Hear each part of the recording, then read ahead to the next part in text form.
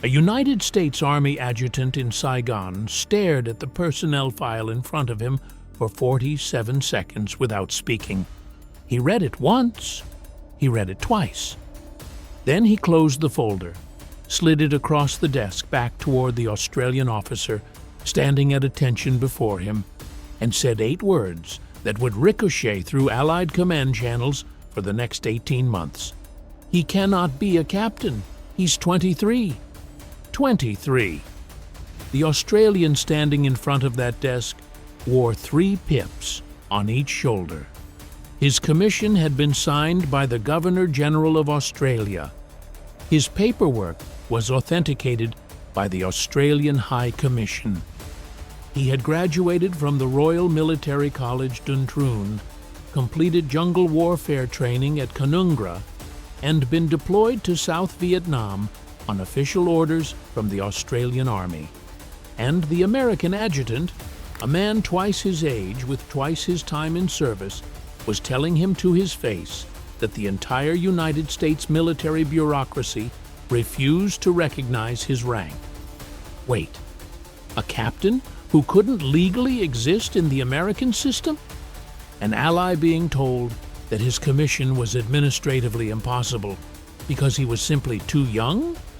Oh, this story gets so much stranger than you think, because what that 23-year-old Australian was about to demonstrate over the following months in Poak Tui Province, the operations he was about to lead, the men he was about to command, and the casualty figures he was about to produce, would force the United States Army to confront an uncomfortable truth that nobody at Long Bin wanted to acknowledge. The American officer corps had become so bloated, so slow, so administratively rigid that a single Australian captain barely out of his 20s was running combat operations that American majors twice his age could not match. One classified memorandum from late 1968, written by an American advisor attached to Australian Force Vietnam, contained a single line that would remain buried in Pentagon archives for decades. Their captains command better than our colonels.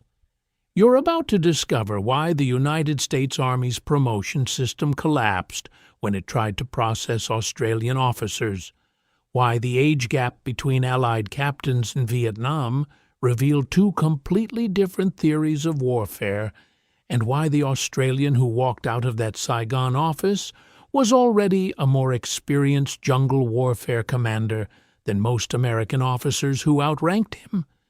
And trust me, by the end of this, you'll understand why the older system of long, slow promotion through decades of garrison duty was about to be exposed by 23-year-olds in cut-down boots as a relic that the jungle did not respect. Stay with me. The thing the American adjutant could not process, the variable that broke his bureaucratic worldview that morning in Saigon, was not the age on the form.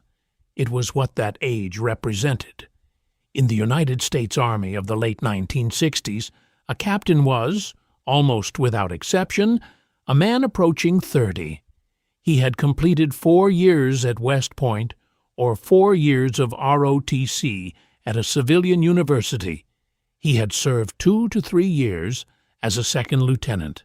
He had served another 2 to 3 years as a first lieutenant.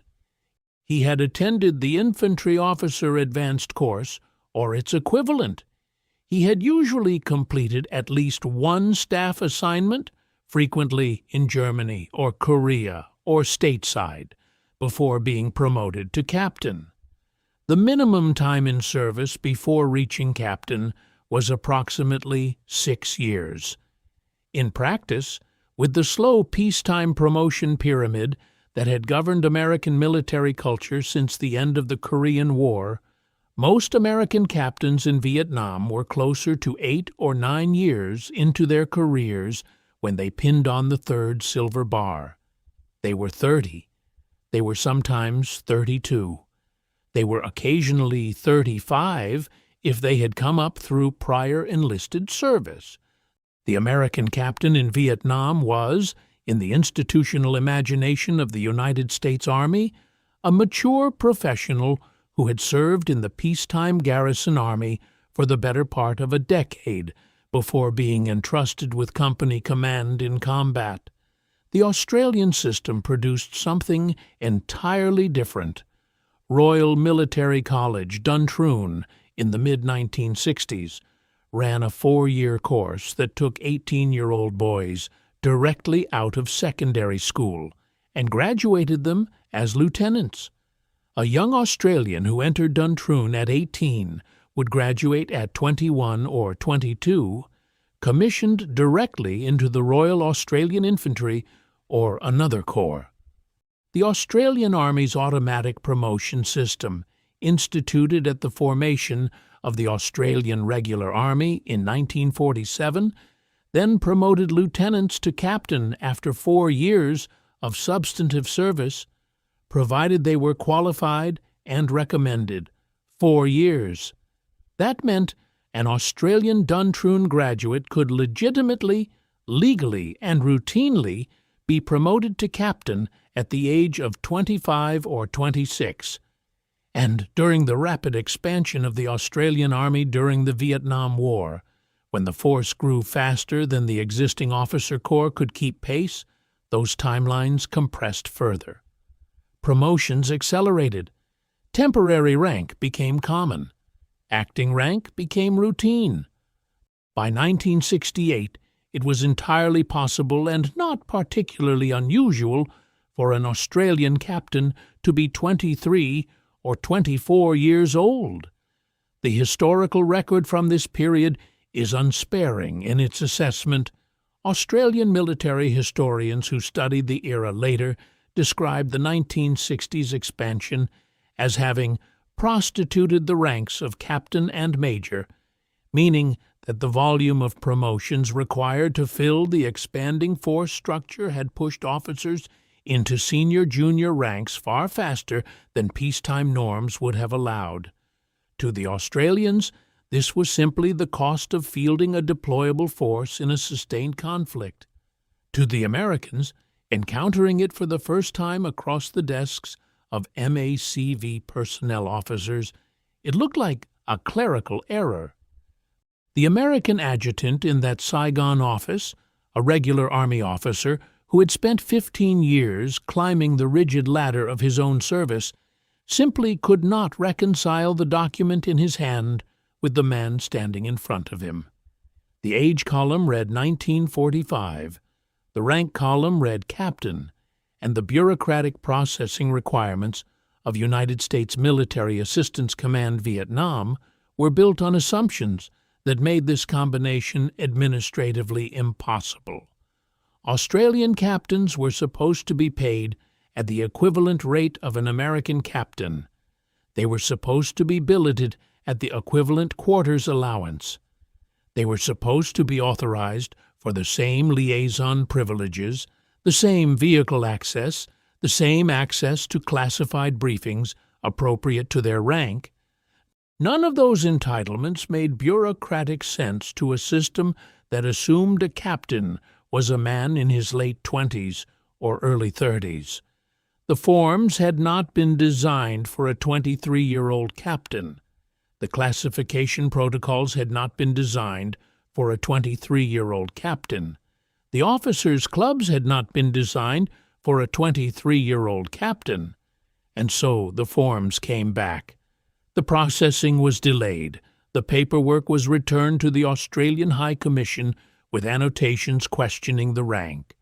American liaison officers met Australian counterparts and stared at their PIP arrangements with expressions of barely concealed disbelief. In one documented incident from the period, an American major attached to a coordinating headquarters reportedly asked an Australian captain whether the rank was permanent or just for the deployment, apparently believing that the Australian government had inflated junior officer rank temporarily to facilitate Allied operations. The Australian, gritting his teeth, explained that his commission had been signed by the Governor-General of Australia, was permanent, and was, as a matter of constitutional law, valid throughout the British Commonwealth and accepted by every Allied military in Southeast Asia, except, apparently, the one whose paperwork he was currently trying to complete. The American major nodded slowly, took the file, and quietly forwarded it to a colleague for verification. This was not malice. This was not contempt. This was institutional incomprehension. The United States Army had not encountered, in any meaningful numbers, an Allied force whose Captain Corps was a full decade younger than its own. The British, who had fought alongside Americans in 2 world wars, and Korea, used the same slow promotion structure that produced senior-junior officers of similar age to American counterparts. The French, in the Indochina period before American involvement, had used a similar timeline. The South Vietnamese officer corps, modeled on French and American traditions, also produced captains in their late 20s or early 30s. Only the Australians, with their tiny professional army that had been forced to expand quickly to meet operational demands in Malaya, Borneo, and now Vietnam, were producing captains young enough that American adjutants thought there had been a typing error. But the age problem was not merely cosmetic. It was not merely an administrative inconvenience. The American refusal to recognize what that 23-year-old Australian represented opened a window onto a deeper philosophical disagreement between the two militaries. Because the question buried inside the question of why an Australian captain could legitimately be 23 was the question of what a captain was for. To the Americans, a captain was the product of a specific institutional process. He was the result of years of professional development, schools, staff time, and gradual accumulation of military experience across various assignments and theaters. The American captain was, by design, a generalist who had been seasoned in multiple environments before being entrusted with company command. The institution invested years in him before allowing him near a combat command, and the investment was meant to ensure that company commanders could function within the broader American operational system, with its emphasis on coordinated firepower, large unit maneuver, and complex multi-service integration. To the Australians, a captain was something different. He was a young infantry leader trained intensively for the specific job of commanding small unit operations in close country. The Australian system did not need him to be a generalist. It needed him to be a hunter. It needed him to be young enough, fit enough, fast enough, and adaptable enough to lead 5-man patrols through triple canopy jungle for weeks at a time, and to make split-second tactical decisions in conditions where the wrong call meant immediate casualties. The Australian Army had learned, in Malaya during the emergency and in Borneo during the Indonesian confrontation, that jungle warfare did not reward the kind of officer the American system produced. It rewarded a different kind of officer, younger in years, harder in selection, narrower in specialization, and far more autonomous in field judgment. So when the American adjutant in Saigon looked at that file and said the Australian could not be a captain because he was 23, he was not just wrong about the paperwork. He was missing the entire strategic premise. The Australian was 23, precisely because the Australian Army needed 23-year-old captains. The whole point of the Australian system was that 23-year-old captains worked better in the operational environment of Phuoc Toi Province than 33-year-old captains did. The age was not a bug. It was the feature. The first Australian task force at Nui Dat had been organized around this principle from its inception in 1966. When Brigadier David Jackson, the first commander of the task force, established Australian operational doctrine for Phuoc Tuy Province, he built it around small unit infantry operations led by junior officers operating with extraordinary autonomy. An Australian rifle company in Vietnam typically had 3 rifle platoons, each commanded by a lieutenant. The company itself was commanded by a major, with a captain serving as second in command.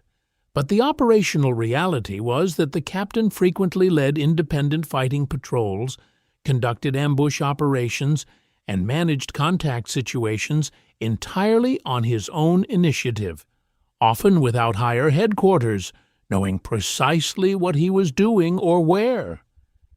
This was not a system that could function with a 30-year-old captain who had spent a decade in the peacetime garrison army, learning to follow orders through a long chain of command.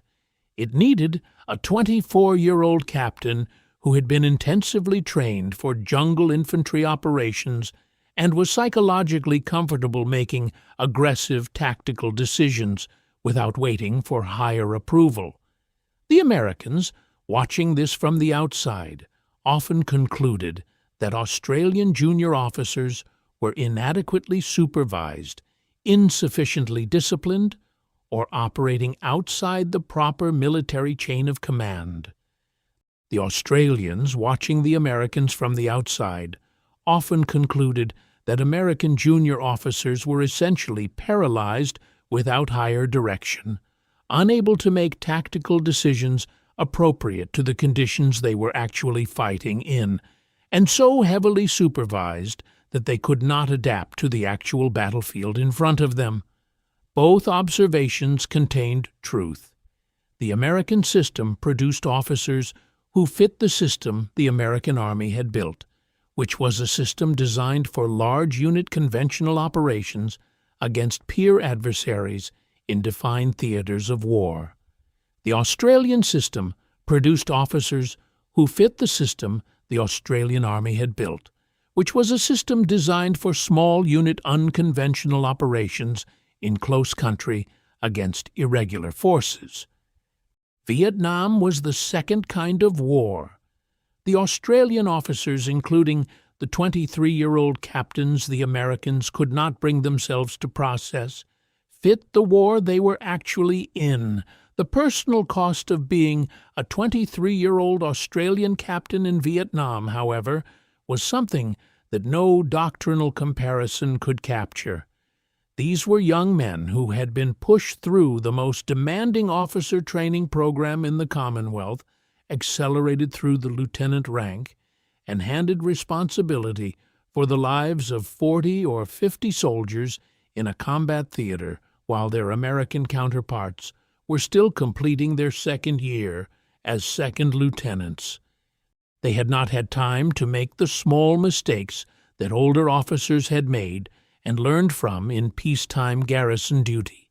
They had not had years of training exercises to refine their judgment under controlled conditions. They were learning in real time, in actual combat, with actual casualties, what it meant to lead men.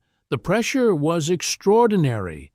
An Australian captain in Phuoc Tuy Province in 1968 might have been responsible for planning and executing search and ambush operations that would result in a single afternoon in his men killing or being killed by Viet Cong forces operating in their own home terrain.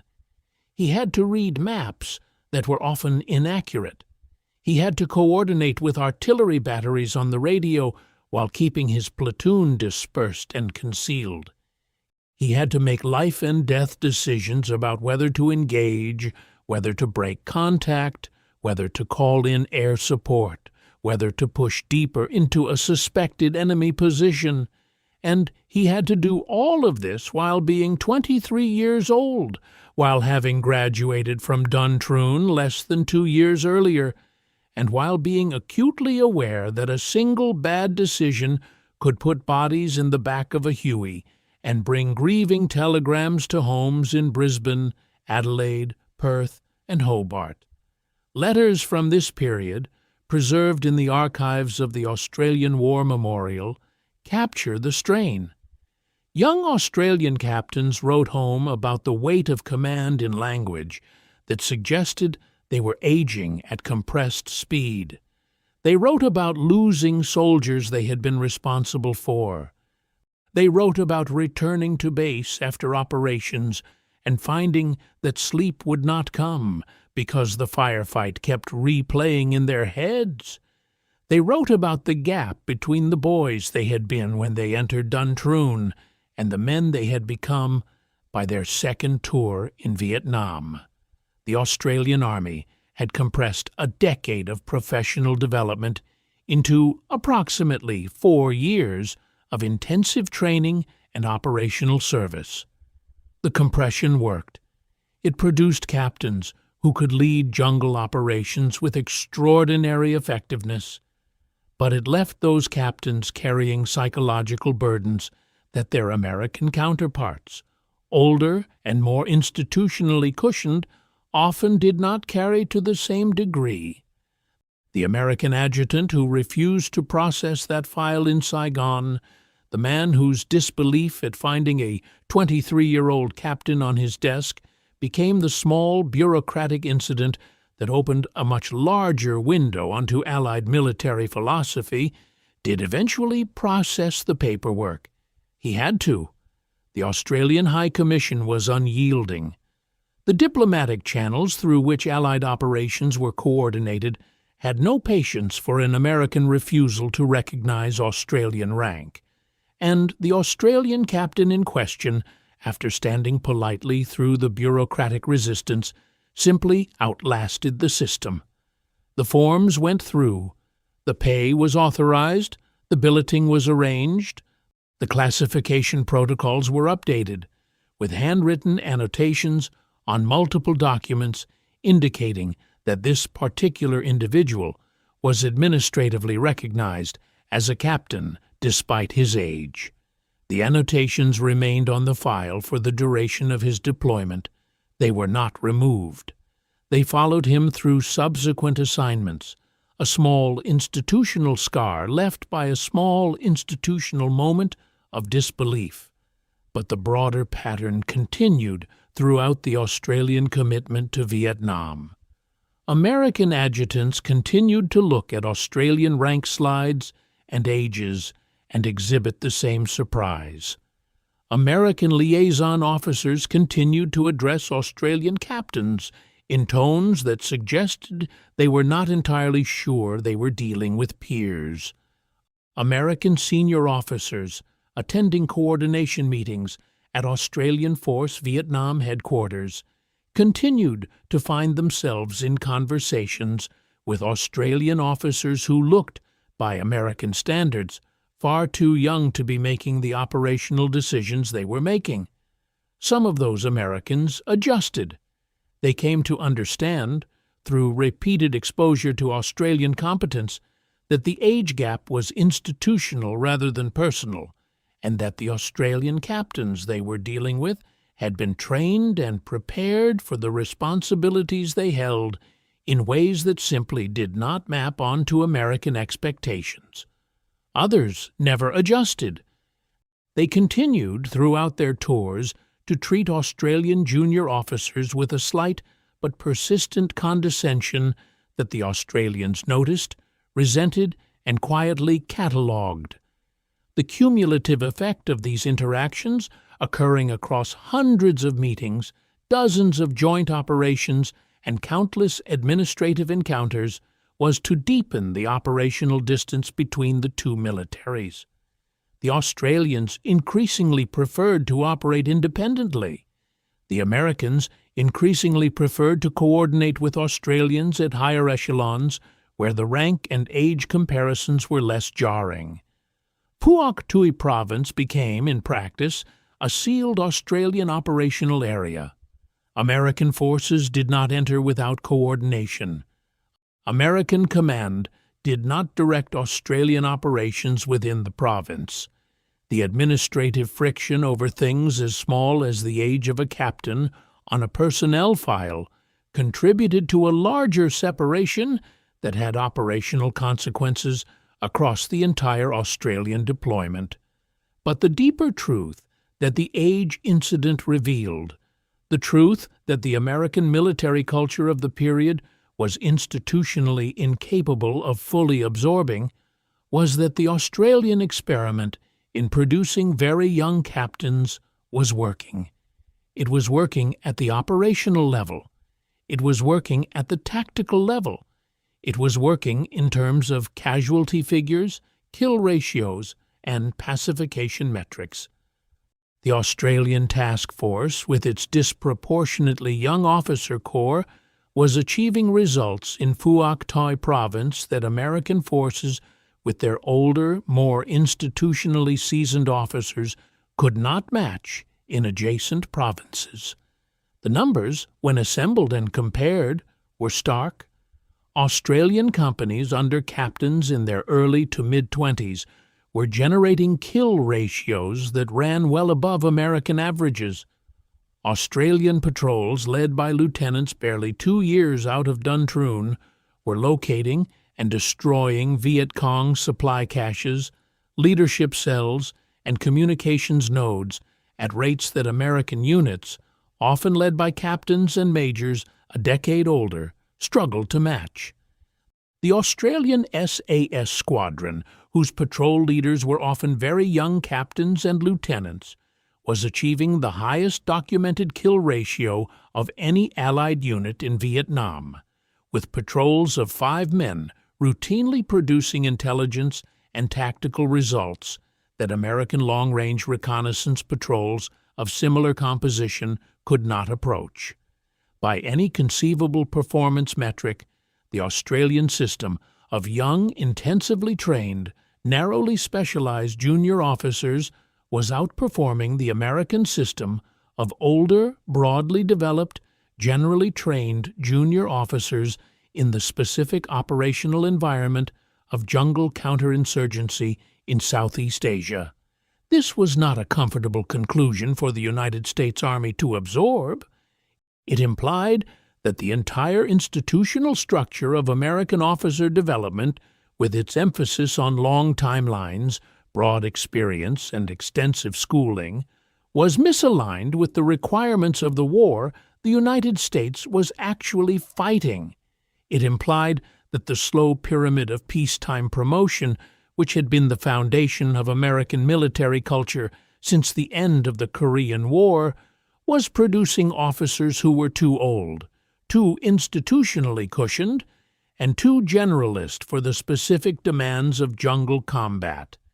And it implied, most uncomfortably of all, that an ally 1/60th the size of the American commitment to Vietnam had figured out something fundamental about the war that the Americans had not. The classified memorandum from late 1968, written by an American advisor attached to Australian Force Vietnam, was unusual in its frankness because most Americans who reached similar conclusions did not put them on paper. The advisor, whose identity remains partially redacted in the surviving documentation, had spent 6 months observing Australian operations and comparing them, where possible, to American operations in similar terrain conducted by units of similar size. His conclusion that Australian captains were commanding better than American colonels was not a slight on individual American officers. It was a structural observation. The Australian captains were commanding better because they had been trained, selected, and developed for the specific job of commanding small unit jungle operations against Viet Cong forces. The American colonels, however competent as individuals, were commanding less well in the same operational environment because they had been trained, selected, and developed for a different kind of war. The advisor's memorandum was forwarded through channels. It was read at higher levels. It was filed. It was not acted upon. The institutional momentum of the United States Army's officer development system was too great to be redirected by a single advisor's observations from a coastal province in South Vietnam. Officers continued to be commissioned at 22, promoted to first lieutenant at 24, promoted to captain at 28 or 30, and assigned to company command in Vietnam at 30 or 32. The Australian system continued to produce 23-year-old captains who were, by every measurable performance metric, more effective in jungle counterinsurgency than their American counterparts a decade older. The two systems continued in parallel, occasionally intersecting at coordination meetings or administrative interfaces, with the Americans continuing to find the Australian captains too young, and the Australians continuing to find the American captains too institutionally constrained. Neither side fully understood the other. Neither side fully changed in response to the other. The war ended, the Australians went home, and the Americans went home, and the lessons that the age comparison should have generated were quietly absorbed into the larger sense of unease that surrounded the entire American military experience in Vietnam. What happened to the 23-year-old Australian captain whose paperwork sparked the original moment of bureaucratic disbelief in that Saigon office is, in some ways, less important than the pattern he represented. Captains like him served their tours in Phuoc Tuy province, returned to Australia, completed further professional education, and either continued in the Australian Army or transitioned to civilian life carrying the experiences of Vietnam with them. Some of them rose to senior rank in subsequent decades. General Peter Cosgrove, who served as a young lieutenant in Vietnam and was awarded the Military Cross at 22 for actions in 1969, eventually rose to become Chief of the Defence Force and Governor-General of Australia. Cosgrove was promoted to the temporary rank of captain in September 1970, when he was 23 years old, just 1 year after his combat tour as a platoon commander. His career arc from 22-year-old lieutenant in a jungle bunker assault to 4-star general and governor-general illustrated what the Australian system had been producing in the late 1960s. Other Australian captains from that period continued in the regular army, served in senior staff positions, commanded battalions in subsequent decades, and shaped the Australian Defence Force into the small but professionally formidable institution it became in the post-Vietnam era. The lessons they carried about the value of intensive specialized training, the importance of officer autonomy in small unit operations, and the irrelevance of age compared to capability, were absorbed into Australian military culture in ways that subsequent operations in East Timor, Iraq, and Afghanistan would draw upon. The American officer development system, by contrast, took longer to adjust. It was not until the post-Vietnam reforms of the late 1970s and 1980s, after extensive institutional self-examination, that American Special Operations Forces began producing junior officers with the kind of intensive specialized training and operational autonomy that the Australians had been routinely producing in the 1960s. By the time the United States military culture had absorbed those lessons, the Australians who had embodied them in Vietnam were generals or retirees, and the specific incidents that had revealed the gap, the moments when American adjutants had refused to process Australian paperwork because the captains in question were too young, had passed into the small archive of administrative memories that nobody bothered to declassify or examine. The deeper irony of the entire incident, the irony that makes the moment in that Saigon office worth remembering, is that the American adjutant was, in his own way, defending something real. He was defending an institutional ideal of what a captain should be.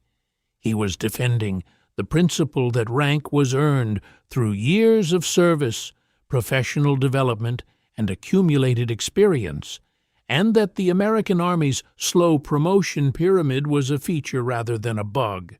He was defending the conviction that an officer who held company command had been thoroughly tested in lower commands, schooled in advanced courses, and seasoned in multiple staff and operational assignments before being entrusted with the lives of soldiers. These were not unreasonable convictions. In another war, in another operational environment, against another kind of enemy, they might have been correct.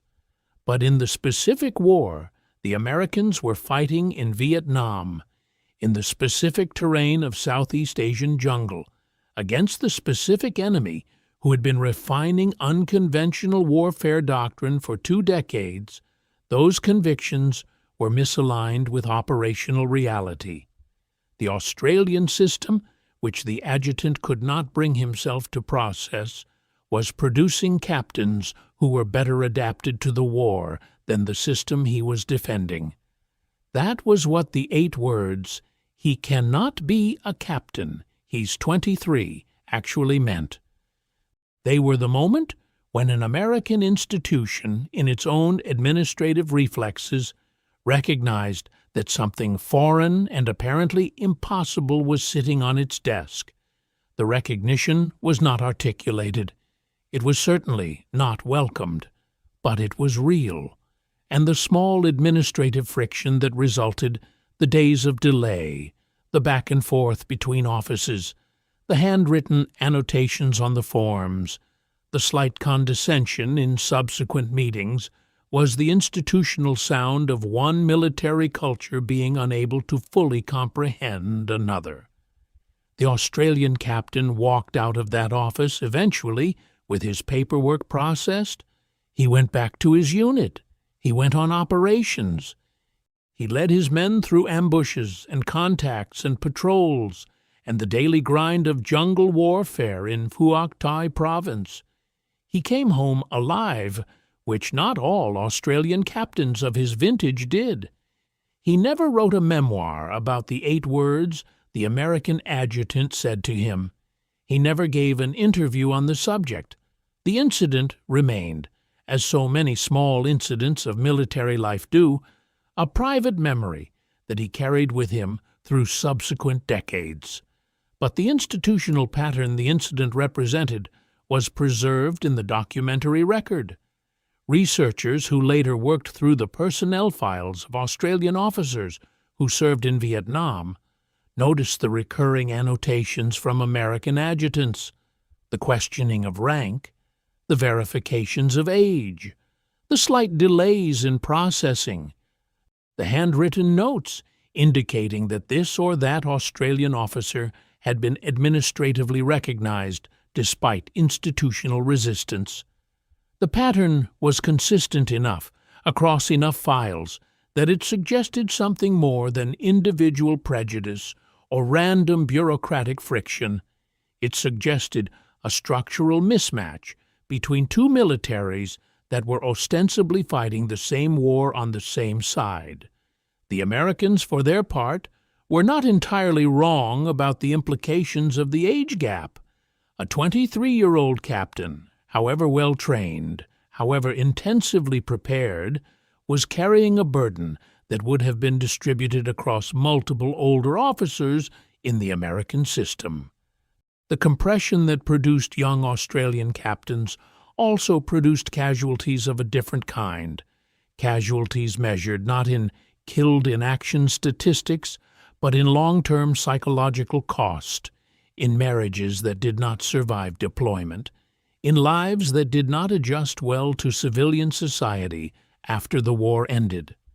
Australian Vietnam veterans, statistically, suffered higher rates of post-traumatic stress and related conditions than their American counterparts, despite serving in smaller numbers and sustaining fewer casualties.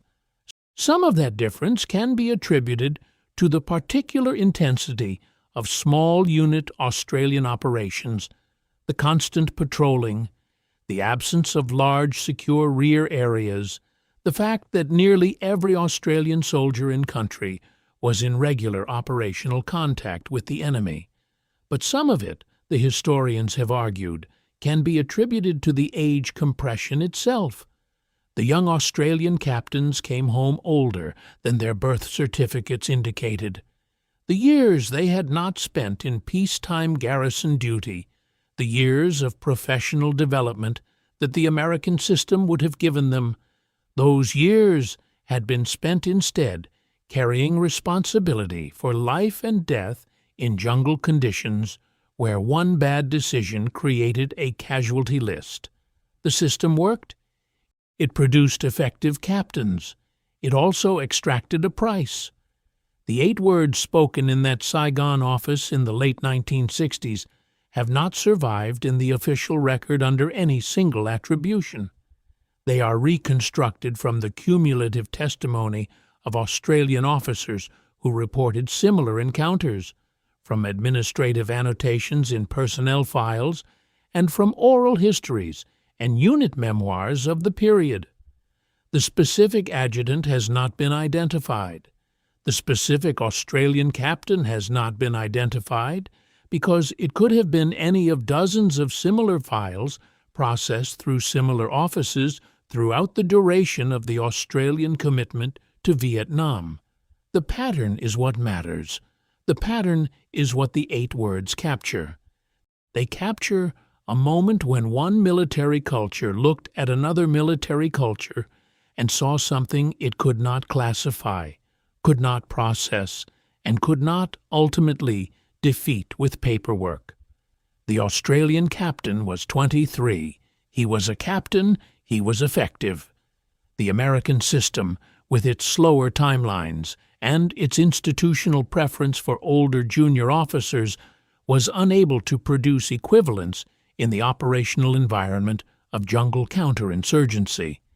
The administrative friction was a small symptom of a much larger philosophical disagreement about what officers were for and how they should be developed. That disagreement, never fully resolved during the Vietnam War, remained a quiet undercurrent of Allied operations throughout the conflict, surfacing in moments like the one in that Saigon office, and then submerging again into the broader complexity of the war. The captains went home. The adjutants went home.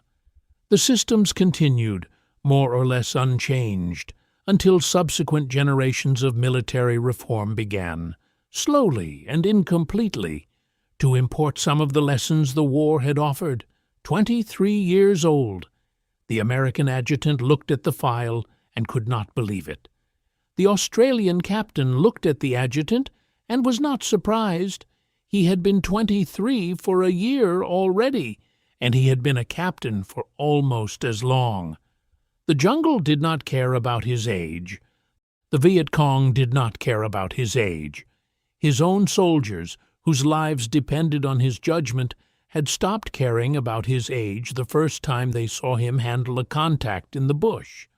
Only the American adjutant, sitting at a desk in Saigon, with his forms and his processing requirements and his institutional convictions about what a captain ought to be, had cared.